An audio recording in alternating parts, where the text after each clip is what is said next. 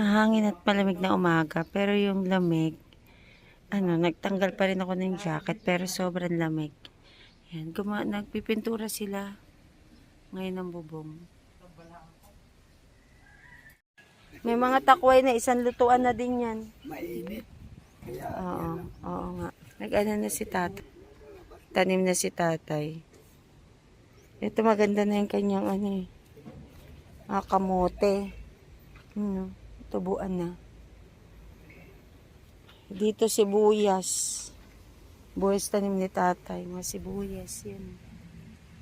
Dito kamoting kahoy. Dito tayo, lalagyan mo na lang ng munggo. Tatay si tatay. Dadaan kami sa shortcut. Punta kami ng McDo. Isis tatay magtanim. Hindi tay. Punta kami sa McDo. Dito kami dadaan sa shortcut. Panahon mainit kaso. Ayan. Yung panahon malamig. Kaso sa sobrang init, di mo mararamdaman yung lamig. Kasi nga ulit, mahangin kasi, so malamig talaga sa balat. Kaso, mainit din, tapos, yung init hindi mo mararamdaman kasi nga, mahangin. Kaya madaya, kasi yun yung malakas makapagpaitim. Yan, dito kami dumadaan ni Elise, papuntang McDo. Dito. Banana tree. Oo, baby pa siya eh. Yan, katulad nito, damo lang dito, pero to eh. Ito yung binibili. Pan-design sa mga garden. Yan, malapit lang naman. Ang pupuntahan namin. Shortcut lang kasi mas mabilis makalusot papuntang McDo. Ayan. Tapos dito, highway na. Punta na kami ng McDo. Ayan, ganyan lang kalapit. Doon yung bahay namin. Ayan, sales. Ayan. Diyan yung bahay namin. Ayun dun. Yung tangke. Ayan, shortcut. Ay, may pinutol na na pine tree. Try kaya natin itong pabuhayin. Ayan tabihin natin. Tabi natin. Kunin ko mamaya. Halika na. Ayan, may dog. Kasi may nagtatanim-tanim dyan eh. Chuchu! Ayan, yan. Highway na yan. So, daan kami dito sa Royal Pines. Ayan, ganda dito eh. Ayan. Para ka na sa ibang bansa. Ganda. Pakam na sa US. Humabol si kuya. Tama yan. Tama yan. Kasi wala na kaming time. 12 na. Di namin namalayan yung time. 12 na. Kaya bibili na kami ng pagkain.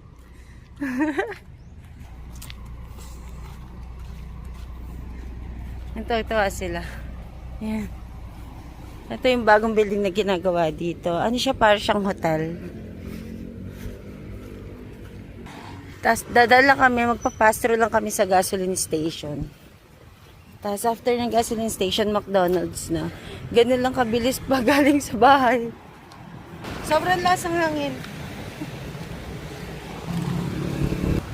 Nandito na kami sa McDo. Tumatakbo yung bata.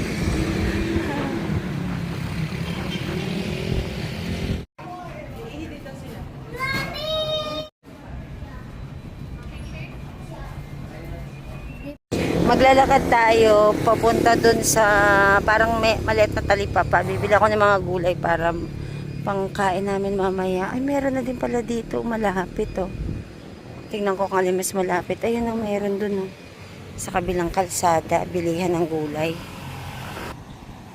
Malapit na ako. Ayan, dito Dito ako bumibili ng gulay. Ito lahat yung mga nabili ko. Lakarin ko lang. Babalik na ako. Dito na ako sa McDo. Pagod ako na pasida. Sikoy sa counter. Ito yung mga nabili ko. Ang layo kaya ng nilakad ko. Yan, di na ako nakapag-video pag pauwi kasi ang dami naming bit-bit tapos ang hangin. Patignan nyo naman yung buhok ko na sobrang lakas ng hangin. Tapos mainit. Ayun. I-prepare ko lang itong pagkain namin. Sobrang mainit pero pagdating ng gabi malamig. Ang binili kasi si Kel ay Happy Meal. Ito yung mga kutsara. Ito Uno cards kasi. Sinong karakter sa Uno? My Hero Academia. Ayan Lahat mo nabili? Nakompleto mo? Ayan, nakompleto niya. 6 daw to Tingnan natin. Ayan, ito lahat Saan mo to di-display dito sa Tagaytay o doon sa kasunduan yan? 6 siya. Kinompleto na agad ni Sikel. Tapos yung pagkain namin, may spaghetti. Kanina yung spaghetti. Ayan, kain na kami. Mushroom paper steak sa'yo, sa amin mga chicken. Sige, tawagin mo na sila. Dahil di ako nakapag-video kanina dahil marami akong bitbit. Ito yung mga pinamili ko kanina. Ayan, bumili ako ng repolyo. Oo. Ito may saging dito Pero hilaw pa kasi. Bumili din ako ng saging. Ayan. Medyo nahirapan akong mawak. Ayan. Tapos balak namin magnilaga mamaya. Kaya bumili ako nitong Baguio Pechay. Ayan. Ito tayo, papahinugin natin tong ganito kalalaki. May hinog na yan naninilaw na Hindi, lago pa yan. Hindi, okay na yan. Ayan, magiging ganyan yan. Yung buto nito tayo, pwede mo nang itanim. Yung buto niyan. Pwede mo na yung buksan. Ayan, Ito, lalagay natin ito sa nilaga mamaya. Ayan, lagyan natin dyan. Pumili din ako ng ampalaya, almusal namin bukas. Bumili din ako ng okra kasi pwede namin tong ilaga. Yan, ayan. Pwede palang ang gawin ko. Ito, almusal namin bukas ng umaga yung okra. Tapos ito, namin, tanghalian. Yan. Tapos Baguio beans panghalo dito sa Yan, panghalo. Yan. Itong plastic na tong i-cover ko dito. Dapat cling wrap. Ay, lipat ko na nga to sa maliit na lagayan. Yan, Baguio beans. Nilaga kami. Tapos bumili ako ng konting kalamansi. Yung tama lang sa pangkonsumo namin hanggang bukas. Yan, lagay ko siya dito.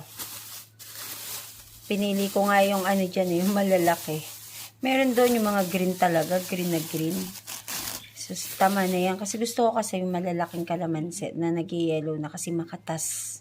Pero kung gusto nyo yung maasim talaga, yung puro, yung green na green ang kunin ninyo. Green na malaki. Bumili din ako ng pipino kasi mahilig ako sa sausawan na pipino. Iniisip ko kasi pala magliliempo. Kaso di ako nakakita ng liempo. Kaya bumili ako ng pipino kasi magliliempo sana ako. Tapos parang liempo salad. Halo ko to sa nilaga.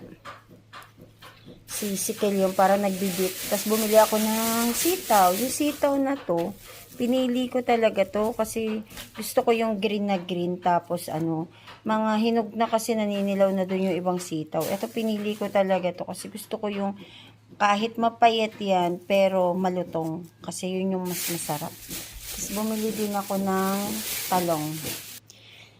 Pag kasi nagkasundo kami na ang ulam namin bukas ay liempo. Ayan, liempo. Inihon na liempo na gagawin parang salad. Magninilagang talong ako. Iinsiladang talong ako. Yan, mag-iinsiladang talong ako. Laki na ito. Sobrang laki. Yan. Ito lahat, guys, kasama tong saging. Kasama to. Nabili ko lang yan ng 500 plus. Kung iisipin nyo sa gulay, tapos lahat na yan 500, ilang kainan, medyo mahal siya. Sa Litex kasi nabibili ko lang yung talong. 50 pesos, mga ganun lang. 50 pesos lang ang isang tumpok. So, tumpok-tumpok dun sa Litex. Kumbaga, yung 500 pesos dun, mas marami pa dito. Kasi kunwari sa Litex, itong 4 na to na talong, lang to 50 pesos. Yun, mga ganun, mas mura. Sa lakas ng hangin, nililipad yung mga plastic ko. Ito tatago ko, gagawin kong basurahan. So, ito yung mga pinamili ko dito. Good afternoon. Tayo ay magluto na. Buksan natin ang ilaw dito. Ayan. Kanina nagpamerienda ako ng bread. Kaso, hindi pa rin naubos. Ayan, tinost ko nga kasi di pa rin naubos. Sabi ko muna, kasi ako ay magluluto na. Ayan, kakailanganin ko kasi, nagkanda bulol-bulol na. Kakailanganin ko kasi itong space. Kasi, magagayat na ako ng gulay. Yun nga lang, kalimutan ko naman magdala ng tripod dito. Malamig ngayon. Sobrang lamig. So, ano ba ang ihahalo ko? Start ko na pala mo nang ilagay yung baka. Laga ko to ng mga ng mga 45 to 1 hour. Para sure ako na malambot. Ayan. Binabad ko yan kanina. Tsaka yan, may buto-buto. Ayan, Nag-ready na ako nito. Kalimutan ko tawag dito, leek. Or onion leaves. Ayan. Bagu beans. Tapos yung bagu pechay, hinimay-himay ko na siya. At ayan, yung siling tira namin na hinarvest ko sa likod bahay. Ito yung bagong bili ko kanina. Tapos ito, lalagyan ko to ng asin. Nakapag-ready na rin ako ng sibuyas, luya. Tapos ito, pinakuluan ko na. So maraming bula. Ang gagawin ko dito ay huhugasan ko muna siya. Nag-start na rin ako magsaing para pagdating ni Daddy, kain na lang kami. Ayan, pinapainiin ko na lang to. Lakas ang hangin. Parang naligo sa may yelo. Oo, malamig nga ngayon. Ayan, lakas ang hangin. Malamig. Ayan nagsiswing yung mga dahon. Lamig nga. Tsaka yung hangin niya parang may kasamang yelo. Malamig ngayon. Tagli 5 pisong yelo. Yung tubig nga, pag manigas yung mga daliri mo kasi malamig din yung tubig. Oo, hirap hawakan niya. Ganda na ng bungabilya tumutulay na. Oo nga po Nagbulaklak pa yung Yung dulo. Oo, ganda. Tumutulay na siya. Yung kabila sana ilipat, na malagyan na ng clip, ng tali, para yung umusbong na yon para tumulay na din siya. Oo. Ganda niyan pag pag nag-combine yung yellow tsaka yung pink na yan, ganda yan. Pag-apon na to, mama. Oo. Dalawang to. Oo. Patayo na doon. Oo. Kung kaya na sana. Para tumuloy-tuloy na siya. Ano yung nilalagay mo dyan? Yung para siyang Yung, sealer? parang ganun, top coat siya na Top coat? interior. Oo. O nga parang hindi ito nakulayan dati. Hindi nga po. Oo. Maganda na siya. Oo. Yan, maamoy lang daw. Lakas ng hangin Sobrang lamig. Yung puno dito, medyo nalagas na dahil sa lakas ng hangin. Ganon din yung iba naming tanim Natanggalan na siya ng dahon Ayan Nakakalbo dahil nga lakas ng hangin. Ayan, ganito yung view dito sa may kwarto namin.